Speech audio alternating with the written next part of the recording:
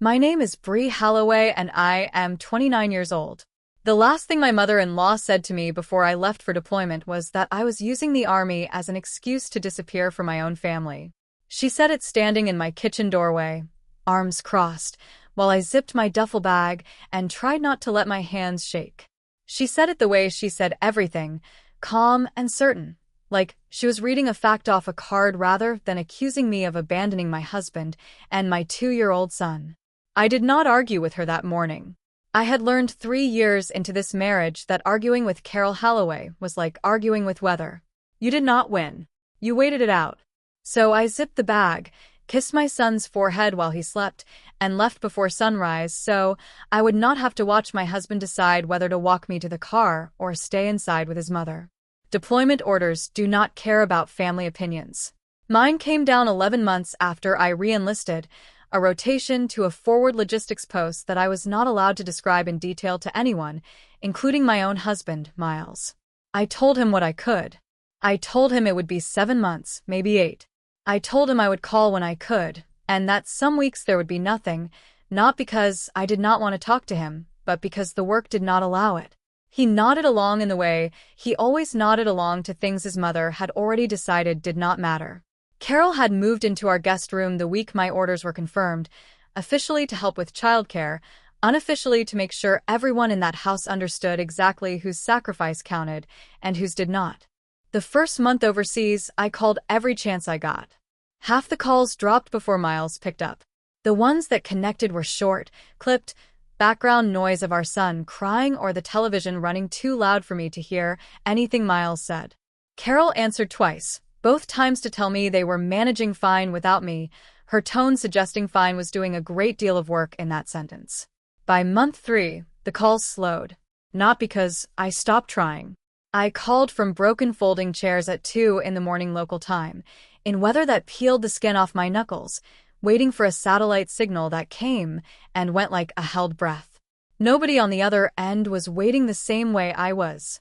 What I did not know, because nobody thought to tell me, was that Carol had started speaking about my deployment at church, at the grocery store, at Miles's sister's baby shower, framing it as a choice I had made instead of him, a convenient exit from diaper changes and sleepless nights dressed up in a uniform.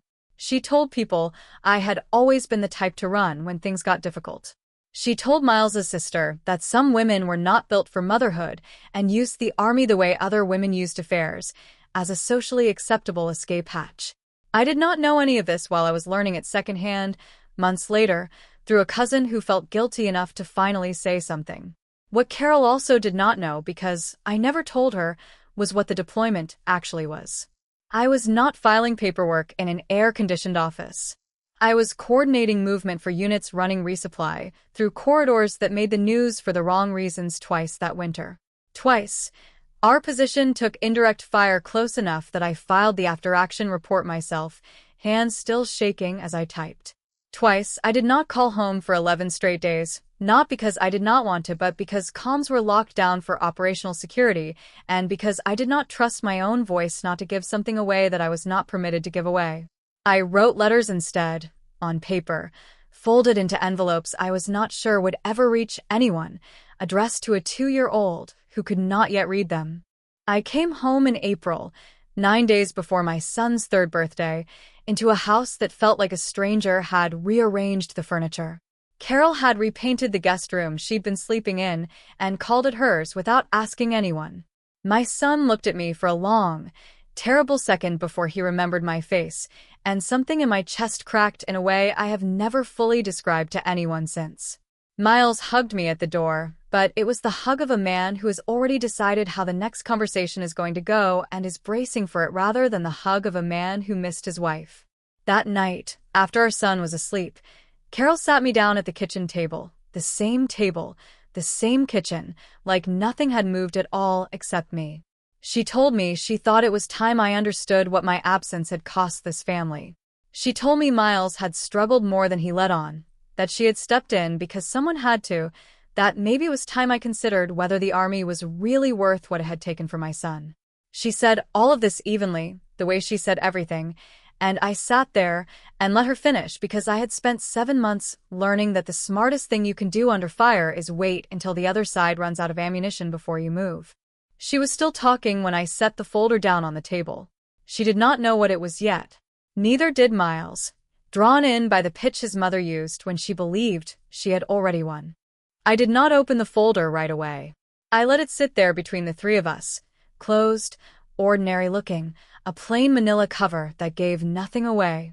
Carol glanced at it the way you glance at something you have decided is not important, then kept talking, something about how family meant showing up, not sending postcards from a war zone. I let her finish that sentence too. Then I opened the folder and turned it so it faced her instead of me. Inside was a single letter, typed on official letterhead, signed by Lieutenant Colonel Renata Ashworth, my commanding officer. I had requested it weeks earlier, not as a weapon but because I wanted something on paper explaining, in language even Carol could not argue with, what those 7 months had actually been. Colonel Ashworth had written it plainly, the way officers write things that matter. It confirmed my role coordinating a forward resupply operation. It confirmed 2 incidents of enemy contact near our position, that I had continued operations through both without interruption, filed accurate after-action reports within hours despite injury risk to myself, and had been recommended for a commendation for maintaining supply continuity under what the letter called sustained and credible threat to personnel. Carol read the first 2 lines and stopped moving. Miles picked it up when she set it down, his hands slower than hers, like he already suspected the ground had shifted and did not want to confirm it yet. I watched his jaw tighten at the sentence describing the 11-day communications blackout, the same 11 days his mother had told half the church I was too busy overseas to bother calling my own son. Nobody spoke for a very long moment. The refrigerator hummed. Upstairs, the baby monitor crackled with our son turning over in his sleep, oblivious that in this kitchen, one version of his mother was falling apart and a truer one was taking its place. Carol finally spoke, and her voice had lost the calm certainty I had spent 3 years failing to argue with. She said this didn't change anything, that I still could have called more, that a letter from some colonel didn't erase what my absence had cost this family. I told her I understood she needed it to still be about what my absence had cost her, because the alternative meant admitting what her certainty had cost me.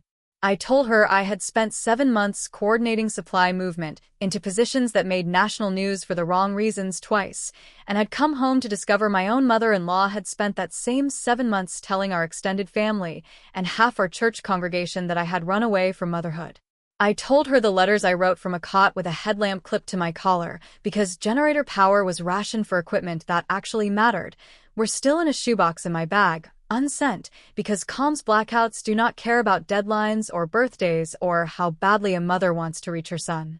Miles set the letter down slowly. He did not look at his mother. He looked at me, and for the first time since I had walked through that door 9 days ago, I saw something that was not bracing for a fight. He asked quietly why I had never told him how bad it actually was over there. I told him the truth. That operational security meant I could not tell him details while I was there, and that once I was home, I had assumed there would be time, and that instead there had been a house rearranged around his mother's version of events, and I had not known where to start unpicking it. Carol tried one more angle, the way she always did when the first approach failed. She softened her voice, said she only ever wanted what was best for her grandson, that she had simply been protecting the family in the only way she knew how while I was gone. I told her protecting a family does not usually require telling a 2-year-old's extended relatives that his mother abandoned him for adventure. I told her that if she wanted to talk about protection, she could explain why she had waited until I was sitting at this table with a signed letter from a lieutenant colonel before she considered, even slightly, that she might have gotten the story wrong. She left the kitchen without answering. She moved out of the guest room 3 weeks later, quietly, without an argument, into her own condo across town, and the visits after that became shorter, more careful, stripped of the certainty she used to carry into every room like a second coat. Miles and I spent those same 3 weeks doing something we had not done in years, which was actually talking late at night after our son was asleep about what deployment had really been like, about what marriage to someone who disappears for war does to the person who stays behind, about how easy it had been to let his mother fill in the gaps rather than sit in the discomfort of not knowing. I do not regret the 11 silent days. I do not regret the letters that never made it home in time. What I regret is how close I came to letting someone else's version of my sacrifice become the only version anyone in that family remembered, simply because I was not in the room to correct it while it was happening. If there is a lesson in any of this, it is that the people who talk the loudest about what they gave up are rarely the ones who gave up the most, and that silence, whether from a jammed satellite signal or a mother-in-law who prefers her own narrative, has a way of getting corrected eventually, usually by the truth, arriving late, but arriving exactly when it is needed most.